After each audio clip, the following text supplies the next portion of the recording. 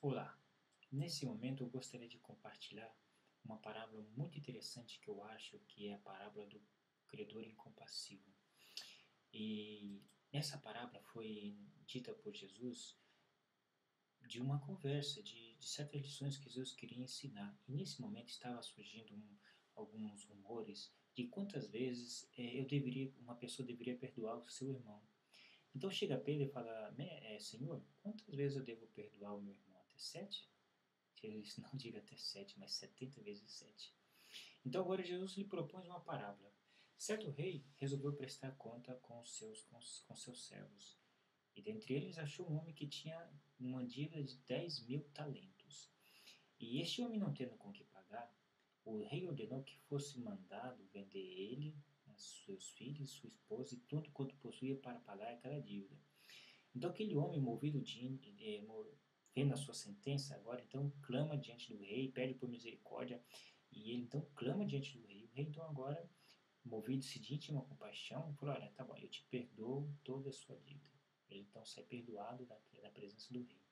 E ele, saindo da presença do rei, encontra agora um outro conservo seu, que lhe devia 100 dinheiros. Então o conservo, ele então pega e começa a pressionar o conservo, a pessoa, para que pagasse esse 100 dinheiro. Então você fala, olha, eu não tenho condição de pagar, seja generoso comigo, me dá um tempo que eu vou pagar tudo quanto devo. Então ele, então, não tendo a mesma tolerância, mandou que o homem fosse preso para que fosse paga aquela sua dívida então. E então algumas pessoas, vendo o que tinha acontecido, mandou e notificou o rei. O rei então manda chamar esse senhor e disse, olha, você não deveria ter mesmo a compaixão que tiveste de mim, porque eu perdoei toda aquela dívida que me devias, porque me rogaste, porque me clamou, me disse que queria me pedir misericórdia, eu te perdoei, você não deveria ter feito o mesmo? Então ele mandou que fosse vendido e fosse pago toda aquela dívida. Vamos falar agora de 10.000 talentos. Por que Jesus usou 10.000 talentos? Quanto seriam os 10.000 talentos? 10.000 talentos, para termos uma ideia referente de dinheiros, para saber o tamanho da dívida que aquele rapaz tinha, daquele senhor tinha, um talento equivaleria a 300 dinheiros na sua época. E 300 dinheiro era o montante que um trabalhador ativo trabalhava para ganhar um dinheiro ao dia. Ou seja, para ele ter 300 dinheiro, um talento, ele deveria trabalhar durante 300 dias. E então, transformando os 10.000 talentos em dinheiro, nós chegaríamos à soma de 3 milhões de dinheiro. E uma pessoa deveria trabalhar, uma pessoa normal, como era o caso daquele senhor, 8.219 dias, digo anos, para poder pagar os 3 milhões de dinheiro que ele devia, ou os 10.000 talentos. Era uma dívida extremamente grande. E agora, esse homem que devia esses 3 milhões de dinheiro encontra um que devia 100 dinheiro. Então ele chega e fala, me paga o que me deve. E ele não tem com o que pagar, manda à prisão. 3 milhões para 100, uma diferença tremenda.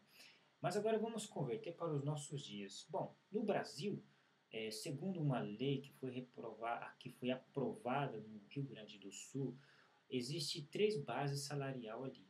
Dentro das 3 eu peguei uma mediana que é 618 euros aproximadamente. A soma dá R$ 221,29 que uma pessoa de um trabalhador comum ganha por dia. Vamos arredondar de R$ 21,19, vamos arredondar para R$ 22. Vamos dar um pouquinho mais de poder aquisitivo. R$ 22 durante ele deveria receber por dia. Se ele pegasse esses R$ 22, se pegássemos esses R$ 22 e multiplicássemos por 3 milhões de dinheiro, que era equivalente, um dinheiro igual a 22 reais, seriam 666 milhões.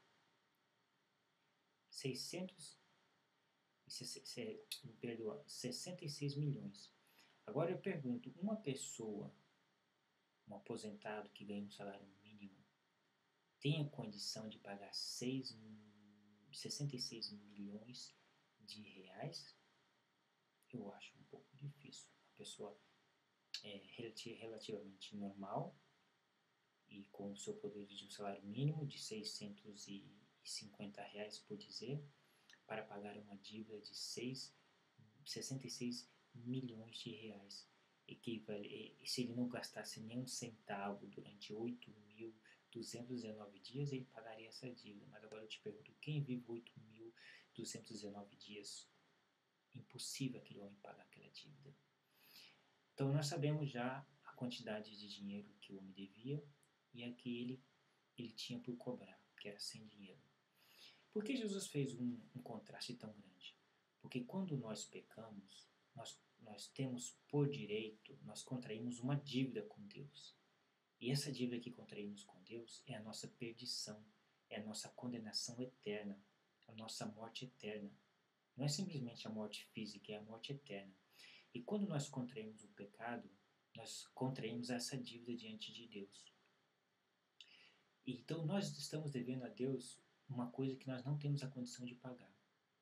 Mas Deus, olhando para nós, movendo-se de íntima compaixão, Ele agora disse para mim: Cleilton, eu te perdoo a sua dívida. Ele disse para você: você está perdoada a sua dívida, você não precisa me pagar. E agora então nós saímos da presença de Deus, vamos à igreja, vamos a isso, vamos aquilo, saímos da presença de Deus e chegamos diante de um irmão que nos ofende, diz: olha, mas como você é feio. O outro diz: você é um burro. Outro diz: outro promete coisas e não nos cumpre. Outros, cada vez que fazemos uma promessa, cada vez que ofendemos uma pessoa, nós contraímos dívida. E quando as pessoas nos ofendem, elas contraem dívida com nós, elas têm que nos pagar. Mas agora, aí está uma coisa interessante. Nós recebemos o perdão do Rei, de Deus, dos 10.000 talentos. E quando uma pessoa agora nos deve, todas as nossas diferenças, todas, por mais grave que seja uma afronta ou um pecado, a diferença entre eu e algum outro ser humano, por mais grave que possa ser, ela não passa de 100 dinheiros diante da coisa, da dimensão, da magnitude da minha dívida diante de Deus. Não passa de 100 dinheiros. Então eu naturalmente, de antemão, já deveria perdoar o meu irmão. Mas não acontece isso, não.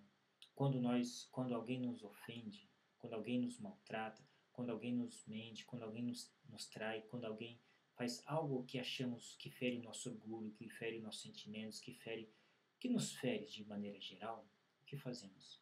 Nós mandamos as pessoas para a prisão.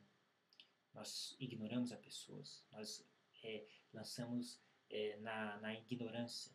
Nós lançamos nossas palavras, nós ferimos elas, nós cobramos de uma forma, ferindo ela também, e nós contraímos uma dívida com ela, ou seja, eu vou ferir ela, eu vou ficar devendo ela, e como ela me deve, então eu darei prejuízo a ele porque ele me deu prejuízo a mim. Seria mais ou menos nessa ótica que fazemos quando ofendemos outras pessoas por ela ter nos ofendido. E aí os dois, um acaba devendo o outro. E nessa ótica, na nossa visão humana e subhumana, nós agora estamos tentando amenizar nosso prejuízo. E outros lançam diretamente à prisão, ou seja, ignora aquela pessoa, nunca mais conversa. Outros lança na prisão do preconceito, outros na prisão da indiferença. Existem muitas formas de prisões que uma pessoa lança outra pessoa na prisão. E esse nosso pensamento é que nós queremos que ela nos pague, que ela sinta a pena, que ela sinta o preço da dívida que ela tem conosco. Mas aí quando nós prendemos alguém, nós esquecemos que recebemos lá de Deus o perdão. Deus não nos dilatou o tempo, falou: eu vou te dar mais 8.219 anos para você viver, para você pagar a sua dívida. Não, Deus não deu esse tempo. Deus nos concedeu o perdão, Ele nos quitou a dívida, Ele falou: você não deve nada, Cleilton, você não deve nada. E a vida que eu vou viver daqui para frente, a vida que você vai viver daqui para frente, não é uma vida para você pagar a Deus o que nós cometemos, nossos pecados. Não é você querendo pagar a Deus pela a sua obediência, você sendo um cristão, ou você fazendo uma caridade para um pobre, ou você devolvendo um dízimo numa igreja, não é você fazer essas coisas para você ganhar o perdão, para você quitar essa dívida diante de Deus. A nossa dívida foi já paga na cruz do Calvário. Cristo pagou nossos pecados. Ele nos perdoou, Ele nos transformou, Ele nos concedeu o perdão. Então esse perdão de Deus, ele já está pago. Nós não devemos nada. Ele não nos deu tempo, Ele nos deu o perdão. Aqui está. Olha, você não deve mais nada. E agora Ele só pede uma coisa, filhinho. Em João, no capítulo 1, no capítulo 2, no versículo último final ali, diz assim, que filhinho, essas coisas vos escrevo para que não pequeis. Mas se por um acaso vocês pecarem, nós temos diante de Deus um advogado, que é Jesus Cristo, o justo. Então, quando nós recebemos esse perdão de Deus, você vai ter a condição de perdoar o seu irmão, de perdoar o seu próximo, de perdoar suas dívidas, de perdoar suas ofensas, de perdoar o seu pecado que tem cometido contra nós. E assim, uma vez recebendo o perdão, nós teremos a condição de perdoar e saber perdoar aquele que nos ofende, aquele que nos maltrata, aquele que nos marginaliza, aquele que nos calonia. E existem N formas de sermos ofendidos, mas todas elas não passam, lembre-se disso, de sem dinheiro. Assim que, se você receber, se você recebeu esse perdão, perdoa sem dinheiro, porque você sairá ganhando. Porque está escrito no mesmo capítulo 18 de Mateus, no último versículo, porque se aos homens não perdoarem as vossas ofensas, assim como o vosso Pai perdoou, também não vos será perdoada. Assim que não lancemos as pessoas às prisões, mas que sejamos bondosos com elas e, assim como nós recebemos o perdão, damos alegria às pessoas que estão ao nosso redor, distribuímos esse precioso dom que temos do perdão para outras pessoas e assim seremos mais felizes. Perdoa, dê um abraço, dê um sorriso e tente esquecer e lembre-se do grande patrimônio que você recebeu, do perdão que você tem, para que você seja feliz. Assim, você será feliz, a sua esposa será feliz, o seu filho será feliz, sua filha será feliz, porque as nossas diferenças são sem dinheiro diante de 3 milhões, ou seja, de 3 milhões de perdão. Sem perdão, ou seja, sem quantidade, é uma quantidade significante. Assim que procure perdoar, receba a cura do seu perdão e não se aprisione a você mesmo. Porque outras pessoas aprisionam a si mesmo, ou seja, ela pega, aprisiona a si mesma, ou seja, eu deixo de, eu cometi um erro, eu cometi um pecado, então agora eu não mereço isso, eu não mereço aquilo, então a pessoa se martiriza, ela se joga na prisão. Agora, Jesus falou assim, conhecereis a verdade e a verdade vos libertará. Você não tem necessidade de pagar penitências para receber o perdão para o seu pecado. Porque o que tinha que ser pago já foi pago lá na cruz. Agora você recebeu o perdão para ser livre. Conhecereis a verdade e a verdade vos libertará.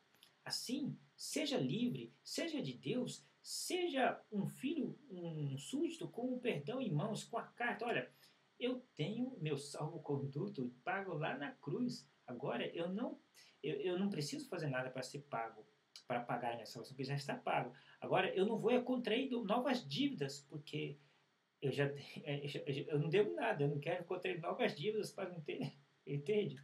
Assim que, por favor, vamos manter zerar nossas contas com Deus e com o nosso semelhante, para que possamos ser felizes, dormir tranquilamente, recebendo o perdão de Deus. O meu abraço a você e cada um de nós.